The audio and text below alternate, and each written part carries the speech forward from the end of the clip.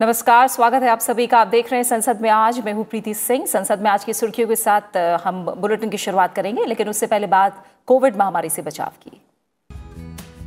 Corona महामारी के खिलाफ पूरा देश एकजुट होकर लड़ रहा है। आप भी हमारे साथ सुरक्षा और बचाव के एहतियाती उपायों का संकल्प लें। अपना मास्क अच्छी तरह से पहनें, सुरक्षित दूरी बनाए रखें, साथ ही अपने हाथों को बार बार धोएं।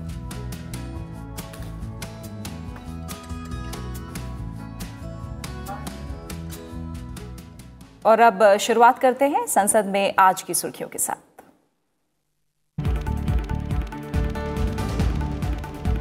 राज्यसभा के एजेंडे में जल शक्ति मंत्रालय और रेल मंत्रालय के कामकाज पर चर्चा। सभी दलों के सांसद रखेंगे विचार और सुझाव। हर मंत्रालय पर चर्चा के लिए 4-4 घंटे समय का आवंटन।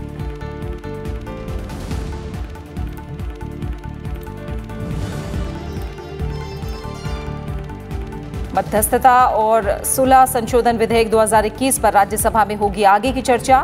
धोखाधड़ी या भ्रष्टाचार से प्रेरित आर्बिट्रेशन एग्रीमेंट, कॉन्ट्रैक्ट या अवार्ड पर अब अदालत बिना शर्त लगा सकेगी रोक। लोकसभा से विधेयक को मिल चुकी है मंजूरी।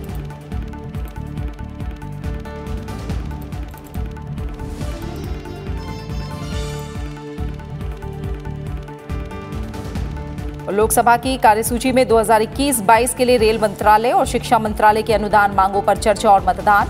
दिल्ली राष्ट्रीय राजधानी राज्य क्षेत्र विधि विशेष उपबंध दूसरा संशोधन विधेयक 2021 भी एजेंडे में शामिल।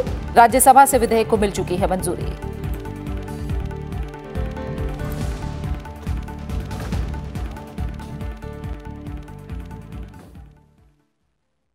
संसद के बजट सत्र के दूसरे भाग का आज तीसरा दिन है और दोनों ही सदनों के आज के एजेंडे की बात करें तो काफी अहम कामकाज आज दोनों सदनों के एजेंडे में शामिल है। राज्यसभा के एजेंडे में आज 2 अहम विधेयक विचार और पारित किए जाने के लिए शामिल हैं। मध्यस्थता और सुलह संशोधन विधेयक 2021 पर आगे की चर्चा होगी। साथ ही राष्ट्रीय खाद्य प्रौद्योगिकी उद्यमिता और प्रबंधन संस्थान विधेयक 2019 भी उच्च सदन की कार्यसूची में शामिल है।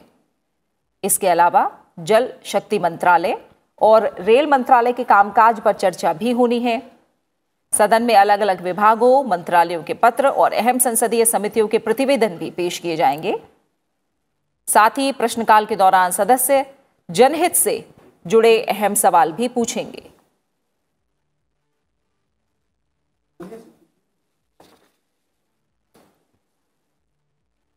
वहीं लोकसभा की बात करें तो 2 अहम विधेयक विचार और पारित किए जाने के लिए कार्यसूची में हैं। इनमें दिल्ली राष्ट्रीय राजधानी राज्य क्षेत्र विधि विशेष उपबंध दूसरा संशोधन विधेयक 2021 और संविधान अनुसूचित जातियां आदेश संशोधन विधेयक 2021 शामिल हैं। इसके अलावा सदन में 2021-22 के लिए रेल मंत्रालय और शिक्षा मंत्रालय के अनुदान मांगों पर चर्चा और मतदान भी होना है।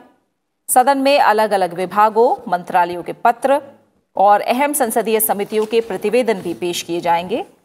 साथ ही प्रश्नकाल के दौरान सदस्य जनहित से जुड़े अहम सवाल भी पूछेंगे।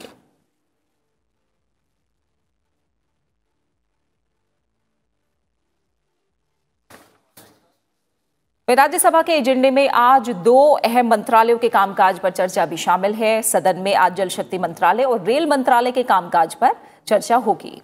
इस दौरान सभी दलों के सांसद विचार और सुझाव रखेंगे। हर मंत्रालय के कामकाज पर चर्चा के लिए 4-4 घंटे का समय आवंटित किया गया है। बजट सत्र के दूसरे भाग में कई अहम मंत्रालयों के कामकाज पर चर्चा होनी है।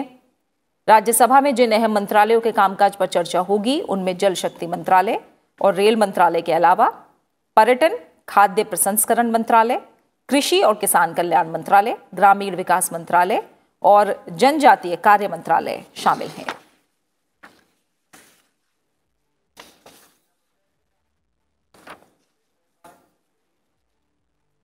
और सीधा हम रुक करेंगे। मेरे सहयोगी अखिलेश सुमन इस समय संसद भवन परिसर से मेरे साथ जुड़े हुए हैं। अखिलेश, आज दूसरे चरण का तीसरा दिन, कामकाज के लिहाज से हम देख रहे हैं तो एजेंडे में काफी अहम कामकाज आज शामिल है। विधायी कामकाज और साथ ही जो मंत्रालयों के कामकाज को लेकर चर्चा होनी है, उस लिहाज से कैसा रह सकता है आज का दिन?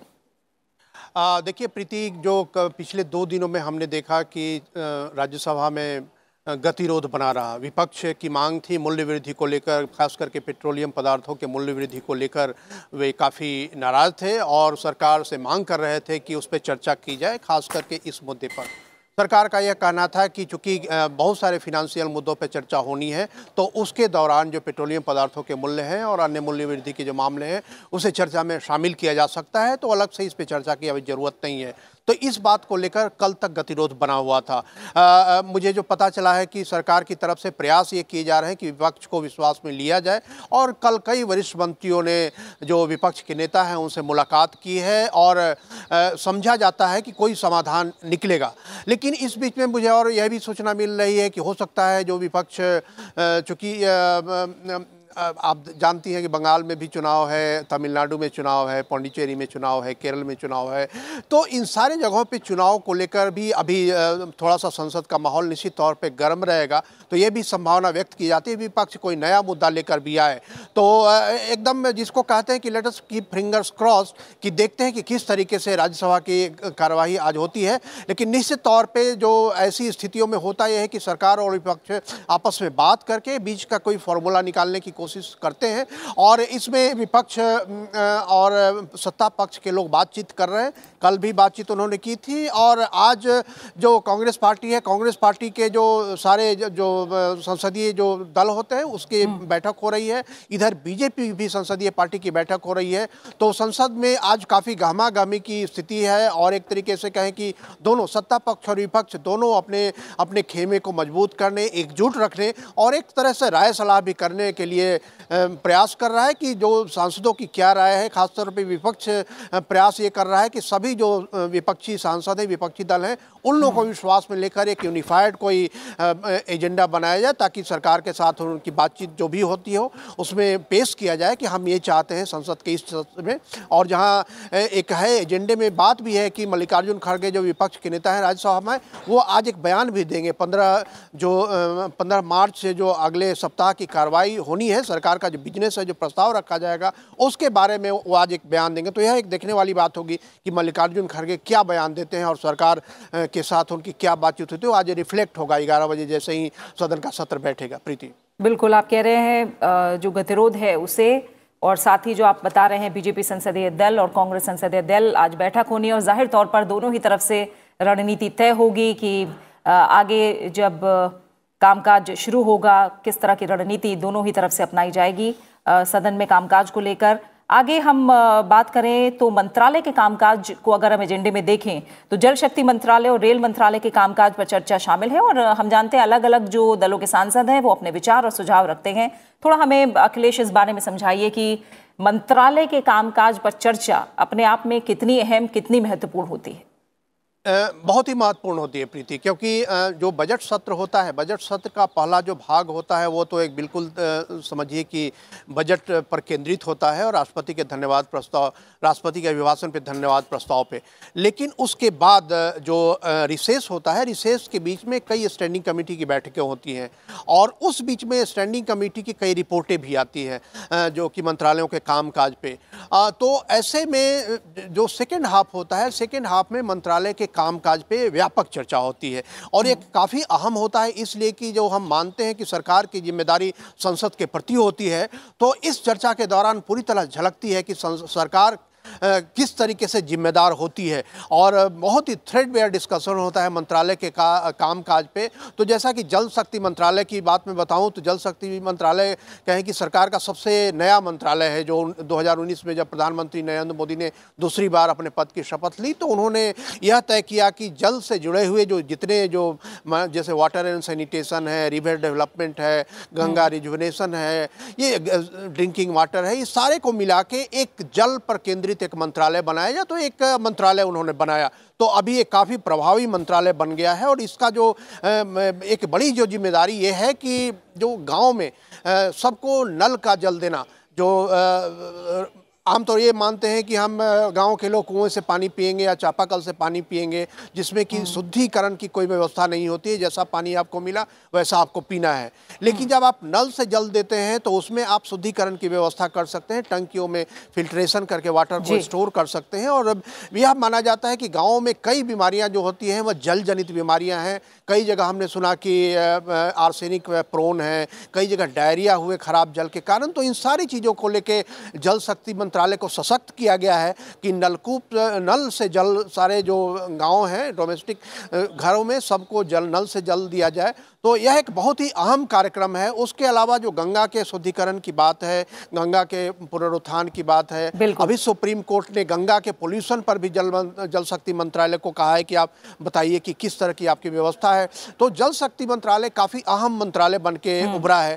तो जैसे एक तरफ से शिपिंग मंत्रालय हमारा काफ़ी अहम मैरीटाइम डोमेन में बना है, लेकिन डोमेस्टिक डोमेन में इसको काफ़ी अहम बनाया गया है। तो इसके पर बहुत ही थ्रेडबेयर चर्चा आज होनी है। और जब नया मंत्रालय होता है तो आप जानती हैं कि कई तरह के सवाल भी मंत्रालय पे उठाए जाते हैं। इस तरह की मंत्रालय की क्या जरूरत थी और आपने नया बनाया है तो क्या काम कर रहे हैं।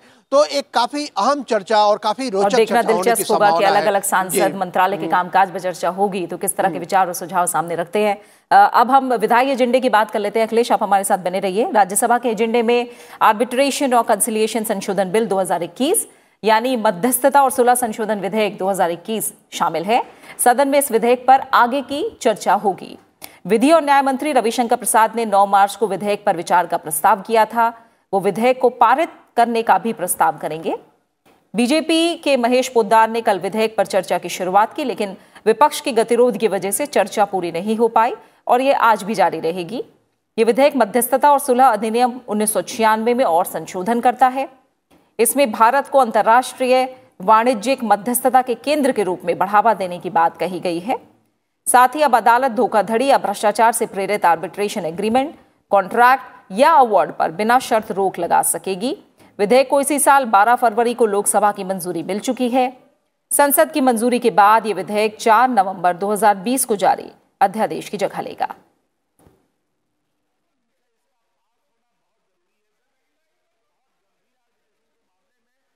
वही राष्ट्रीय खाद्य प्रौद्योगिकी उद्यमिता और प्रबंधन संस्थान विधेयक 2019 भी आज विचार और पारित किए जाने के लिए राज्यसभा की कार्यसूची में शामिल है। इसका उद्देश्य राष्ट्रीय खाद्य प्रौद्योगिकी उद्यमिता और प्रबंधन संस्थान कुंडली हरियाणा और भारतीय खाद्य प्रसंस्करण प्रौद्योगिकी संस्थान तंजावुर तमिलनाडु को राष्ट्रीय महत्व के संस्थान का दर्जा प्रदान करना है। इससे इन संस्थानों को अपने शैक्षिक पाठ्यक्रम की रूपरेखा तैयार करने और विकसित करने के साथ शैक्षिक क्रियाकलापों में अनुसंधान की गतिविधियां और उसका दर्जा बढ़ाने के लिए संचालन की स्वायत्तता मिलेगी। इससे ये विश्व स्तरीय संस्थान बन सकेंगे।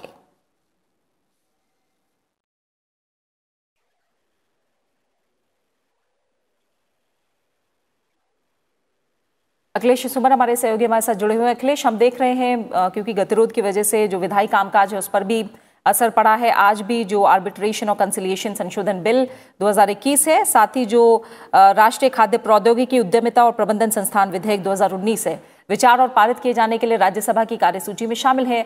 आर्बिट्रेशन और कंसिलिएशन संशोधन बिल के बारे में आप पहले भी काफी जानकारी दे चुके हैं। मैं चाहूंगी थोड़ा बताएं, जो निफ्ट बिल है, राष्ट्रीय महत्व के संस्थान का दर्जा उसके बाद मिलेगा 2 संस्थानों को, इससे किस तरह का लाभ हो सकता है? प्रीति, देखिए, कल भी हम देख रहे थे कि जो कानून मंत्री हैं रविशंकर प्रसाद, जब गतिरोध कम नहीं हो रहा था तो वही लगातार विपक्षी दलों से, विपक्षी सांसदों से और यहाँ तक कि नेता विपक्ष से भी अनुरोध कर रहे थे कि यह काफ़ी अहम बिल है, इसे पारित होने दिया जाए। और जो रिकन्सिलिएशन बिल की बात है, और उसके अलावा फूड प्रोसेसिंग फूड जो संस्थान है, जो जिसको कि एक centre of excellence, centre of eminence के रूप में दर्जा दिया जाना है, वो तो आ ही नहीं पाया। लेकिन ये काफ़ी अहम बिल इसलिए है कि देखिए, पहले हमने IIT बनाया, जो टेक्नोलॉजी के मामले में काफ़ी विश्व स्तरीय संस्थान बन के IIT हमारे उभरे। उसके बाद IIM बनाया, जो कि काफ़ी विश्व स्तरीय स्तर पे हमारे मैनेजमेंट के जो पढ़ के जो बाहर निकलते हैं वो काफ़ी महत्व मिलता है पूरी दुनिया में। इंडियन इंस्टीट्यूट ऑफ साइंस बनाया, वो भी काफ़ी महत्वपूर्ण बनाया।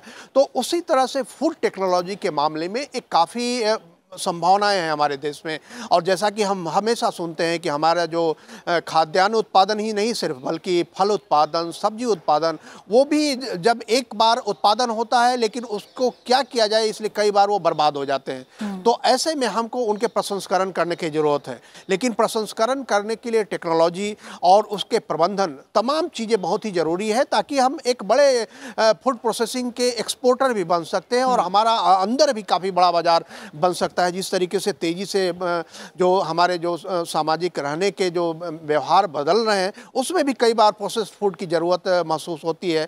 तो ऐसे में यह एक संस्थान इस तरीके से बनाया जा रहा है ताकि इसमें तकनीकी और प्रबंधन दोनों तरह की शिक्षा मिले, ताकि यहाँ से जो छात्र निकले वो हमारे जो सारे जो कृषि उत्पाद हैं, उन सारे कृषि उत्पादों को प्रसंस्करण के क्षेत्र में बेहतर बनाने और एक बेहतर जिसको कहते हैं कि प्रसंस्करण का एटमॉस्फेयर बनाने में टेक्निकली और मैनेजमेंट के हिसाब से सहयोग करें। और चूंकि सरकार की यह एक मंशा है कि आत्मनिर्भर भारत बनाने के का जो एक प्रधानमंत्री नरेंद्र मोदी ने एक एजेंडा सेट किया है, तो उस आत्मनिर्भर भारत में एक कृषि क्षेत्र जो कि बहुत ही महत्वपूर्ण क्षेत्र है, तो इसमें इस फूड टेक्नोलॉजी के संस्थान जो हैं उसकी काफ़ी महत्वपूर्ण भूमिका होने वाली है। बिल्कुल, और ये बिल पास होता है तो जाहिर तौर पर मदद मिलेगी कि ये जो दोनों इंस्टीट्यूशन है वो एक इंटरनेशनल लेवल के विश्व स्तरीय संस्थान एक तरह से बन सकेंगे। अखिलेश, आप बने रहे हमारे साथ, आगे बढ़ते हैं और अब देखते हैं लोकसभा की कार्यसूची में शामिल अहम विधायी कामकाज। राष्ट्रीय राजधानी राज्य क्षेत्र दिल्ली विधि विशेष उपबंध दूसरा संशोधन विधेयक 2021 लोकसभा की कार्यसूची में आज शामिल है। केंद्रीय आवासन और शहरी कार्य मंत्री हरदीप सिंह पुरी विधेयक पर विचार और पारित करने का प्रस्ताव करेंगे। इसके तहत 2011 के कानून में संशोधन किया गया है, जो कानून बनने के बाद 30 दिसंबर 2020 को जारी अध्यादेश की जगह लेगा। 2011 का कानून राष्ट्रीय राजधानी में मौजूद अनाधिकृत कॉलोनियों को नियमित करने से संबंधित है। 2011 का कानून पिछले साल 31 दिसंबर तक वैध था। अध्यादेश के जरिए कानून की समय सीमा 31 दिसंबर 2023 तक बढ़ाई गई है। राज्यसभा से इस विधेयक को मंजूरी मिल चुकी है।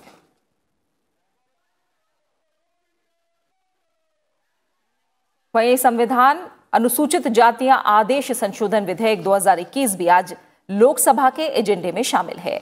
केंद्रीय मंत्री थावरचंद गहलोत विधेयक पर विचार और पारित करने का प्रस्ताव करेंगे। इसके जरिए तमिलनाडु में अनुसूचित जातियों की सूची में संशोधन किया जाना है।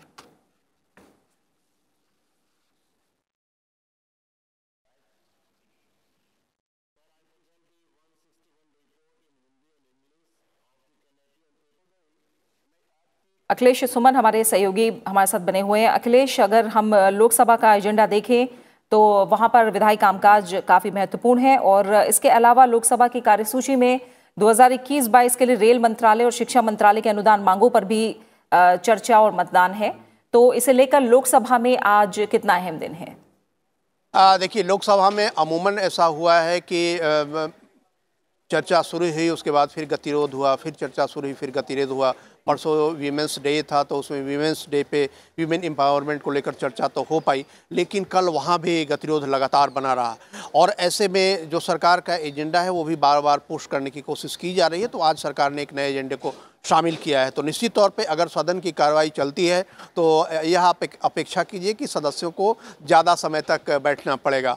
और ऐसा देखा गया है पिछले कई सत्रों में कि अगर गतिरोध होता है तो उस गतिरोध को पूरा करने के लिए दोनों तरफ के सदस्य, सत्ता पक्ष के और विपक्ष दोनों तरफ के सदस्य ज़्यादा देर तक बैठे हैं। जब 4 बजे से 9 बजे तक का कार्यक्रम था लोकसभा का, उस समय भी 12-12 बजे तक बैठकर सदस्यों ने अपना काम पूरा किया है दोनों तरफ के। तो जो उनके अपनी जो मांगे हैं या जो उनके अपने जो प्रस्ताव हैं सरकार के सामने, उन प्रस्तावों पे कई बार गतिरोध भी बना है, लेकिन बाद में कामकाज भी हुआ है।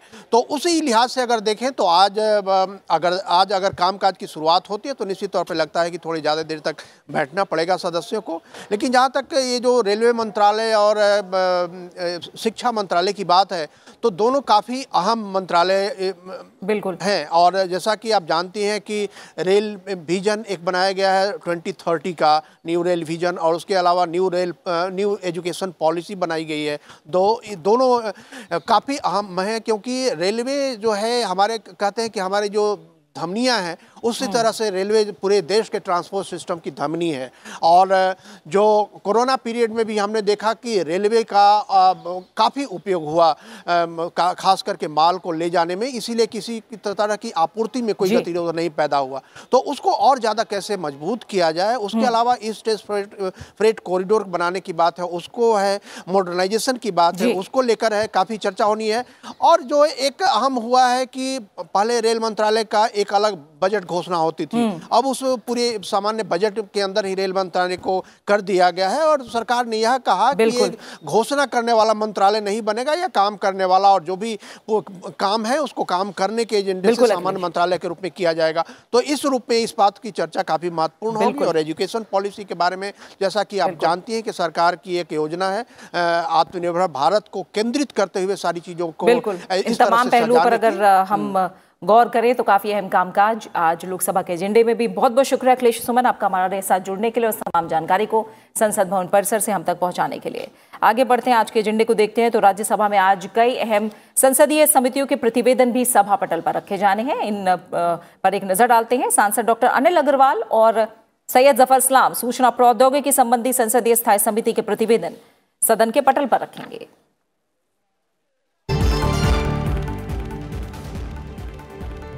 सांसद नारायण दास गुप्ता और डॉक्टर भागवत कराड़ पेट्रोलियम और प्राकृतिक गैस संबंधी स्थायी समिति का प्रतिवेदन सदन के पटल पर रखेंगे।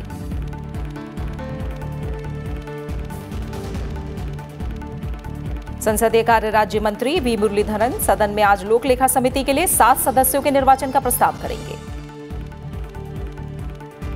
संसदीय कार्य राज्य मंत्री वी मुरलीधरन सार्वजनिक उपक्रमों संबंधी समिति के लिए सदन के 7 सदस्यों के निर्वाचन का प्रस्ताव करेंगे।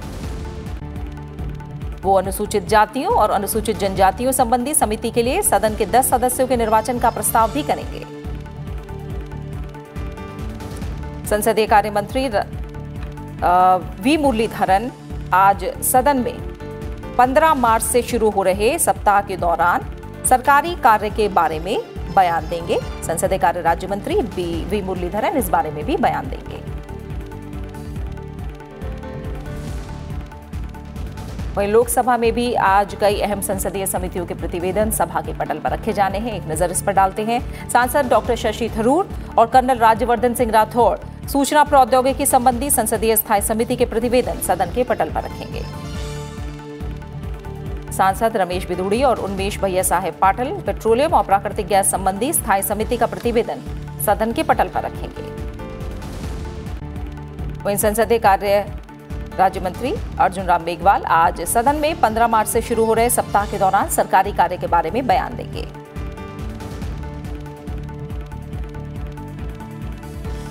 और अब बात प्रश्नकाल की। राज्यसभा में आज प्रश्नकाल के दौरान कई अहम मंत्रालय से जुड़े सवाल पूछे जाएंगे और प्रश्नकाल की शुरुआत श्रम और रोजगार मंत्रालय से जुड़े सवाल से होगी।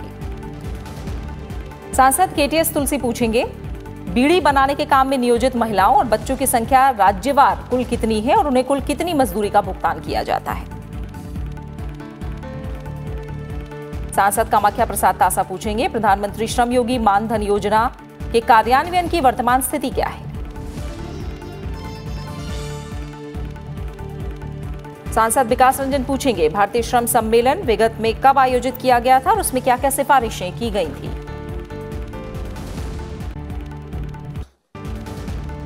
सांसद राकेश सिन्हा पूछेंगे, क्या किसान संगठनों के लिए पंजीकरण की प्रक्रिया मजदूर संगठनों के समान है। सांसद प्रसन्न आचार्य पूछेंगे, क्या सरकार को कोश्यारी समिति की सिफारिश के अनुसार न्यूनतम पेंशन में वृद्धि करने के लिए कर्मचारी पेंशन योजना 1995 पेंशनधारियों के अभ्यावेदन प्राप्त हुए हैं।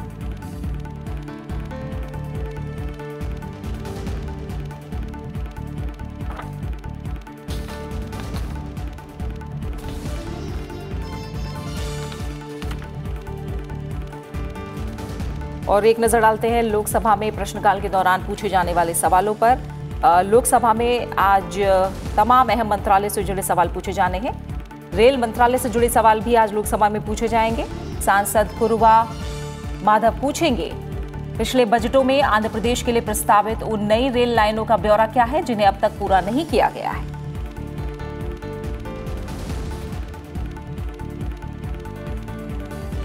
सांसद प्रताप राव जाधव पूछेंगे, क्या सरकार द्वारा मुंबई और नागपुर के बीच बुलेट ट्रेन चलाए जाने के लिए कदम उठाए गए हैं।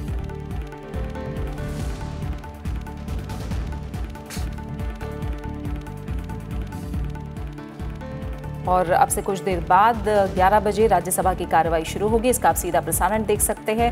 फिलहाल संसद में आज के एजेंडे में फिलहाल इतना ही, लेकिन जाते जाते एक बार फिर आपसे अपील, कोरोना महामारी के खिलाफ पूरा देश एकजुट होकर लड़ रहा है। आप भी हमारे साथ सुरक्षा और बचाव के एहतियाती उपायों का संकल्प लें। अपना मास्क अच्छी तरह से पहने, 2 गज की दूरी बनाए रखें, साथ ही अपने हाथों को बार बार धोएं। अपना अच्छे से ख्याल रखिए। मुझे दीजिए इजाजत। नमस्कार।